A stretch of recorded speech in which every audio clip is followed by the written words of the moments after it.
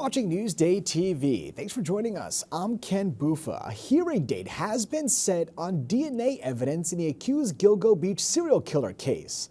Now, this will decide if the evidence allegedly linking Rex Heuermann to the victims will be allowed at trial. Virginia Huey was in court today and will bring us more in just a moment.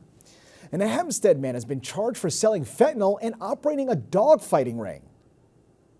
Equipment consistent with dogfighting, including a treadmill, including these heavy chains. There's a good picture of it up there. Collars, weighted collars, were scattered around the dogs. Prosecutors say Kevin Brown kept 7 pit bulls for breeding and training to fight. The 39-year-old is also accused of having more than 1,000 pills that contain fentanyl. The dogs are now up for adoption at the Town of Hempstead Animal Shelter. And health officials say a dozen Suffolk residents may have been exposed to measles. The exposure took place last week at Cohen Children's Medical Center. A child tested positive for measles, the first confirmed case outside of New York City this year. Now, officials say 11 of those people possibly exposed are vaccinated, but one was unvaccinated and is being quarantined. And parking in Lindenhurst is going up by 25 cents. The Village is passing the 25-cent credit card fee on to you, the card user. The Village had been absorbing the credit card fees since installing the new parking meters, which totaled to $9 grand in less than 6 months. All right, now take a quick look at tomorrow's weather. It was a gorgeous day today. Tomorrow we are near 50s, but we will have clouds overhead. We'll check out the 7-day forecast later in the broadcast. A pre-trial hearing date has been set for Rex Heuermann. Virginia Huey tells us what's coming next in the case. He wants to move forward, and he wants this case to progress. Accused Gilgo Beach serial killer Rex Heuermann is one step closer to going to trial. Today, a judge set a pre-trial hearing to begin March 28th to determine whether DNA evidence allegedly linking Heuermann to 6 of the 7 crime scenes should be admissible at trial. This is not acceptable science. Heuermann's defense team is asking the judge to exclude the evidence, arguing the technique used to obtain the DNA match, known as whole genome sequencing, is not widely accepted by the scientific community. It hasn't been done. And to just throw it in here and say this guy should be convicted because this doctor says it's so, without peer review, without permits, without testing, it just has no place in our courts here in Suffolk County. But Suffolk District Attorney Ray Tierney says the DNA evidence is sound. It's far from unproven. Quite the opposite, actually. So this is an application of a very reliable and well-used science that we have to litigate. Heuermann, who has been held at the Suffolk County Jail since his arrest on July 13, 2023, has pleaded not guilty to murder charges in the killings of Jessica Taylor, Sandra Castilla, Maureen Brainerd Barnes, Amberlynn Costello, Melissa Bartholomew, Megan Waterman, and Valerie Mack. The judge is also weighing a defense motion to split the case into 5 separate trials. The defense wants to group the first 3 victims of the original Gilgo 4 into one case. Then there would be separate trials for the 4 remaining victims. The motion is predicated in part on just piling on information and evidence and victims. And what happens then is the juries generally will consider, or the danger is they can consider, unrelated charges to help establish the guilt on other charges. D.A. Tierney says the cases are inextricably linked and opposes separate trials. Evidence of one murder would necessarily be evidence of the other alleged murder. So even if you were to separate it, most of the evidence would be identically the same. The judge is expected to rule on that matter in the coming weeks. For Newsday TV, I'm Virginia Huey.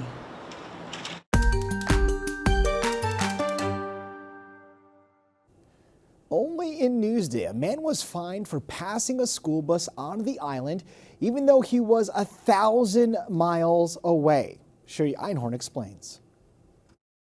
I got an email from a driver who was frustrated after getting a summons saying he had passed a stopped school bus at this intersection in Stony Brook. Now, we've done a bunch of stories like this, so we thought it was something similar until we read the entire email. Turns out His story is like nothing we've seen before, and it might surprise you. Why do I have to deal with this? Just so frustrating. 61-year-old Jim Vennard, an electrical engineer, got a $250 summons for passing a stopped school bus in Stony Brook on September 11th, 2024, around 7:37 in the morning. But on that day, at that time, Jim says he wasn't driving his Audi here in Stony Brook. He says he was working at his office in St. Charles, Missouri, more than 1,000 miles away. I am not guilty. I have never been to New York, so that was not me. That was not me. That was not my car either. My car's never been in New York. Jim tells us he drives an Audi SQ8. It's the same make and model as the car in the summons. Jim has a custom license plate, SQ8. So does the other vehicle. But that seems to be where the similarities stop. On Jim's license plate, the letters are offset to the right. On the SUV cited in the summons, the letters are centered. Jim's vehicle is glossy black, the other one, dark green. See those chrome rings on Jim's Audi? You can't see them on the other one. Jim has plates on the front and the back. The other SUV only has one in the back. And that rear plate has a frame around it, hiding the state. Jim says he doesn't have a frame. I called the school bus program and spoke with someone, and they said, well, just take some pictures of your vehicle and put it in a document, print it and mail it to us, and then we'll take a look at it and let you know. Jim tells me he did that 4 months ago. He also requested a hearing. I'm following what they're telling me to do. I contacted officials in New York and basically got handed off to about 3 different people and to Suffolk County. And they basically said, do whatever the school bus program tells you to do. After we made calls to Bus Patrol and Suffolk County about Jim's citation and the circumstances surrounding it, we were told by a county spokesman it was being dismissed immediately. I should have gotten a hold of you guys back in November, and I think this would have been behind us long ago, but I didn't really anticipate all this frustration and all this just nobody really wanting to listen. In Stony Brook, I'm Shari Einhorn for NewsdayTV.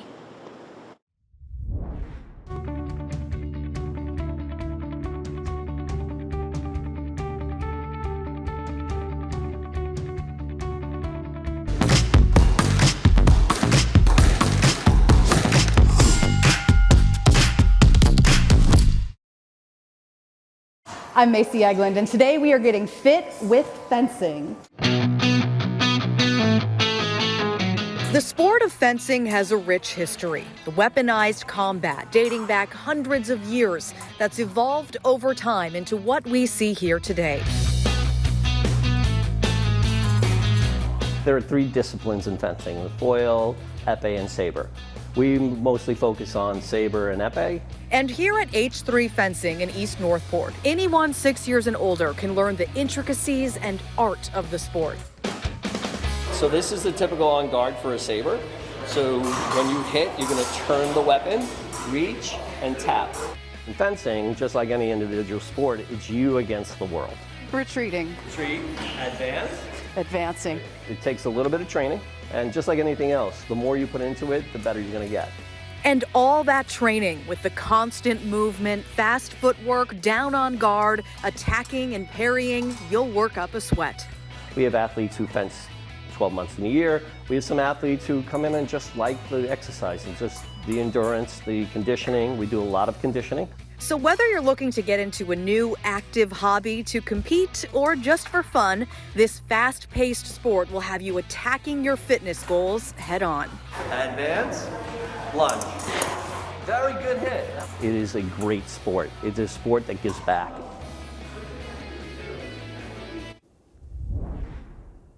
All right, let's take a closer look at your 7-day forecast, shall we? Now, we saw rain in the weekend earlier in the week, and check it out. Saturday looks clear, but Sunday still looks wet. As for the rest of our work week, we're to end on a high note with temps in the 50s, and take a look at next week, temps in the mid-50s. You love to see it.